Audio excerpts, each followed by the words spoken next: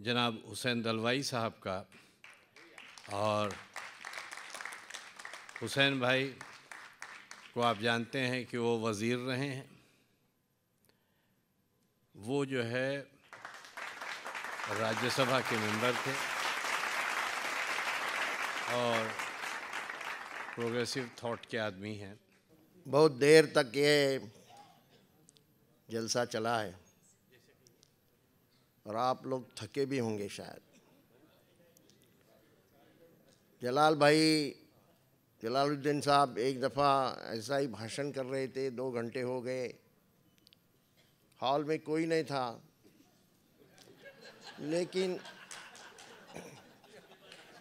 लेकिन एक आदमी पूरी तकरीर सुन रहा था।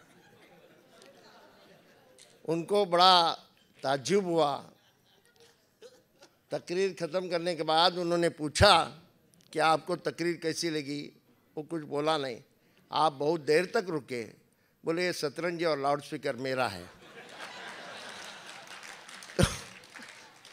तो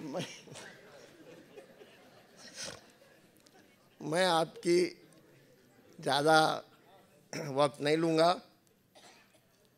2-3 बातें हैं जिसका जिक्र हुआ नहीं। बड़ी तैयारी की थी मैंने भाषण की, लेकिन बहुत सारे लोग बोले और ख़ास करके खान साहब ने जो ये दिखाया, ड्रामा दिखाया, प्ले दिखाया, मुजीब साहब ने, और उनकी डॉक्यूमेंट्री दिखाई, उसमें सब कुछ आया। बड़ी दुर्भाग्य की बात है कि इस देश में आज़ादी के वक्त मुसलमानों ने जो त्याग किया है, हज़ारों उलेमा कैद हो गए थे, हज़ारों उलेमा की कुर्बानी हो गई है, फांसी दी गई थी। कई उलेमा वापस आए नहीं, कहाँ गए मालूम नहीं। इस देश की आज़ादी की शुरुआत ही एक मुसलमान नेतृत्व में हुई और हिंदू मुसलमानों को साथ में लेके आज़ादी की लड़ाई हुई। लेकिन आज जिन मुसलमानों ने इसमें त्याग किया, इसमें अगुवाई की, उसके नाम ख़त्म करने का काम चला है।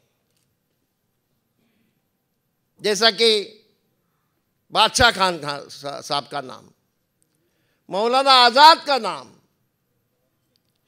मैं दूसरे लोगों को ज़्यादा नहीं बोलूँगा, लेकिन मैं मुसलमानों को ये कहूँगा कि हमें कहाँ इसकी फिक्र है। हम हमारे जो प्रतिमा है, इतनी बड़ी बड़ी लीडर होके गए, उसकी याद हम भी नहीं करते।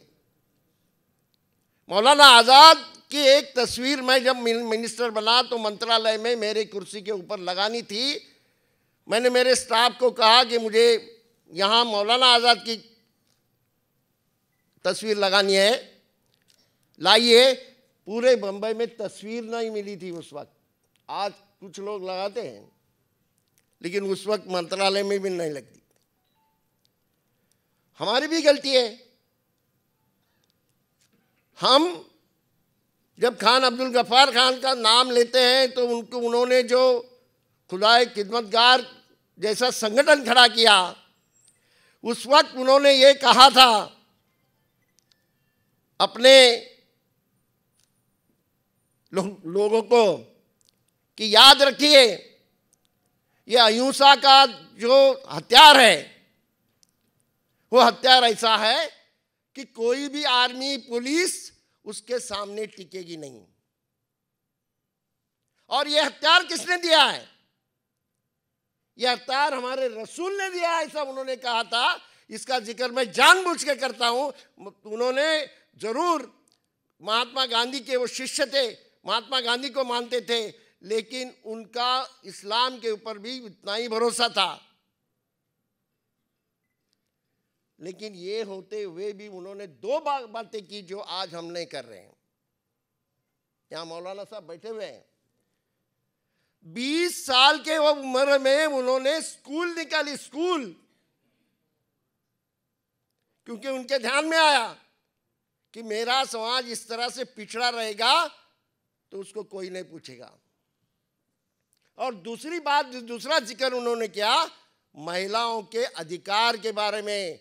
पहला है मुस्लिम नेता जिसने महिलाओं के अधिकार के बारे में बोला। कम से कम महिलाएं तो तालियां बजाओ।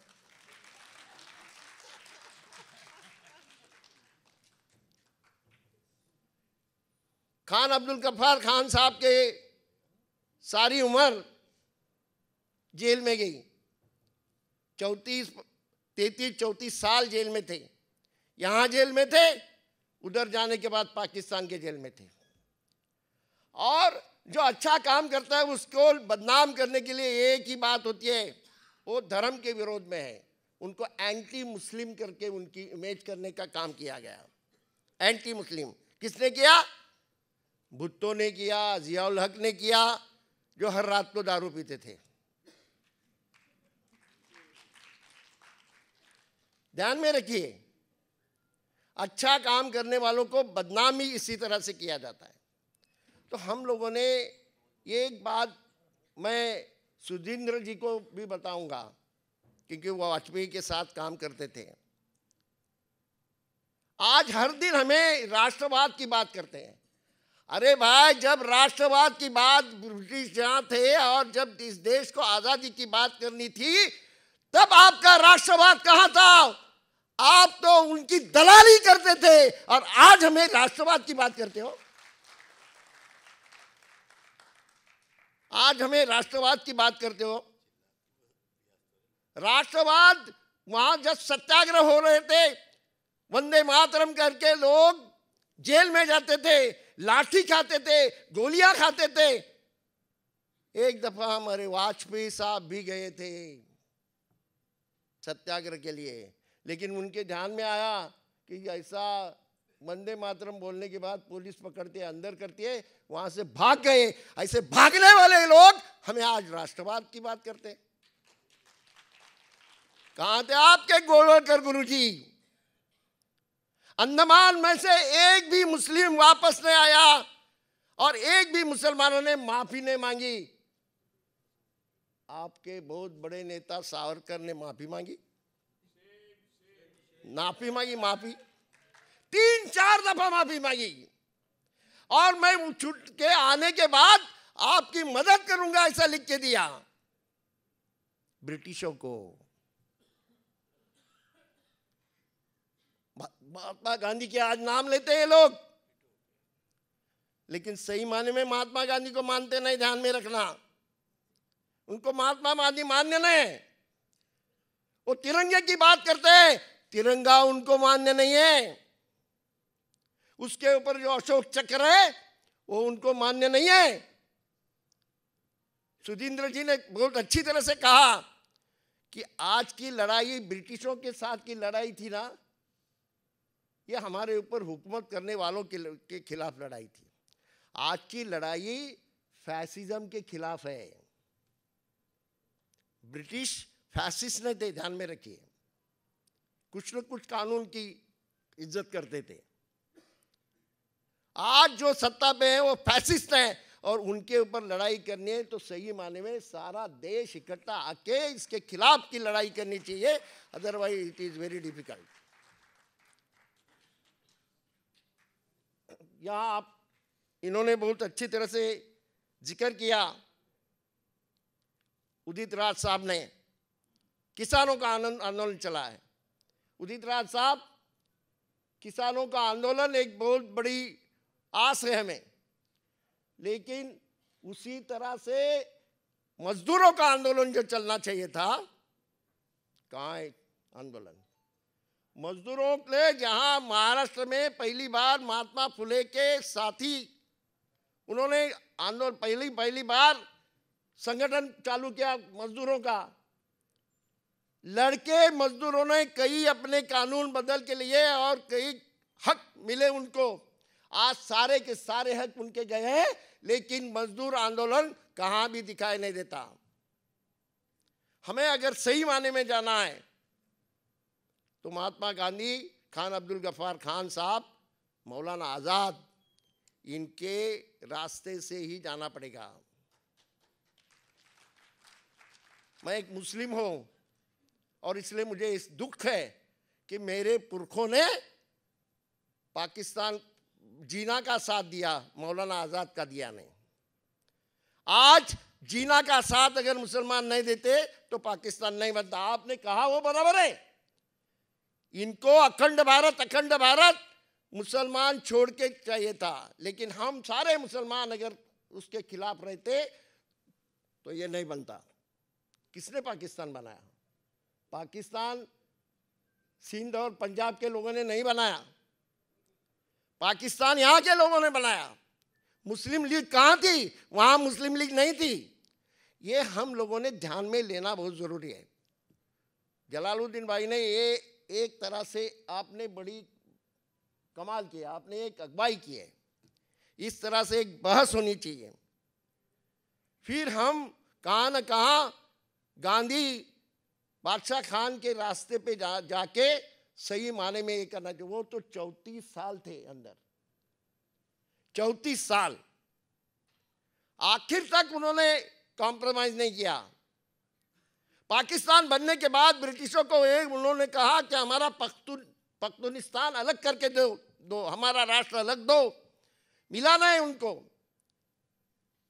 और देहांत होने के बाद उन्होंने कहा कि मुझे यहाँ पाकिस्तान में मेरी कब्र मत करो, मुझे अफगानिस्तान में लेके जाओ। ये इतना इस तरह का जो बात है वो हम लोगों ने कहाँ न कहाँ अपनाना बहुत ज़रूरी है। मैं बहुत खुश हूँ कि एक तरह से कहाँ न कहाँ एक जाते जाते हमारे यहाँ रूफी साहब बैठे हुए हैं, उनके वालिद साहब मनोर के, पालघर के, खान अब्दुल गफ्फार खान साहब तलासरी में और जहाँ जहाँ ये थी आश्रम शालाएँ थी, वो जब आए थे तो वो शाला देखने के लिए वहाँ गए। आदमी कैसा था देखिए, क्या आदिवासी की शिक्षा किस ढंग से होती है, वो देखने के लिए गए। उसके बाद वो रूफी साहब के वालिद के साहब खलील साहब, उनके घर खाना खाने के लिए गए। वहाँ खाना खाने के बाद मनोर में वो नमाज के लिए पड़ोस में जो मस्जिद थी वहाँ गए, तो वहाँ सारे मुसलमान इकट्ठा हो गए। बोले खान साहब हमारे लिए दुआ करो। उन्होंने जो जवाब दिया वो जवाब आपको सुनाता हूँ और मेरी तकरीर ख़त्म करता हूँ। उन्होंने कहा दुआ से कुछ नहीं होता, मेहनत करो, मेहनत से होता है, कष्ट करो। और हमारे रसूल सल्लल्लाहु अलैहि वसल्लम ने मेहनत की, कष्ट किया। वो आए, वो अगर दुआ करते कि या अल्लाह ये दुनिया बहुत अच्छी बना दे, तो दुनिया अच्छी बन सकती थी, लेकिन वो इसलिए नहीं आए। उन्होंने ये तजुर्बा दिया लोगों को कि मेहनत से ही सब कुछ होता है। उन्होंने ये हमारे सामने एक आदर्श रखा है कि मेहनत करो, इकट्ठा आइए, सबको साथ में लीजिए और कहाँ न कहाँ ये दुनिया बदलने की बात करो। ये संदेशा हम लोगों ने लेना चाहिए। उन्होंने जैसी स्कूलें निकाली वैसी स्कूलें निकालनी चाहिए। उन्होंने जैसा महिलाओं को अधिकार की बात की वैसा अधिकार देने की भी बात करना चाहिए। ये अगर होगा तो आज का ये जलसा बहुत सक्सेसफुल हुआ ऐसा मैं समझूंगा। धन्यवाद। जय हिंद, जय भारत।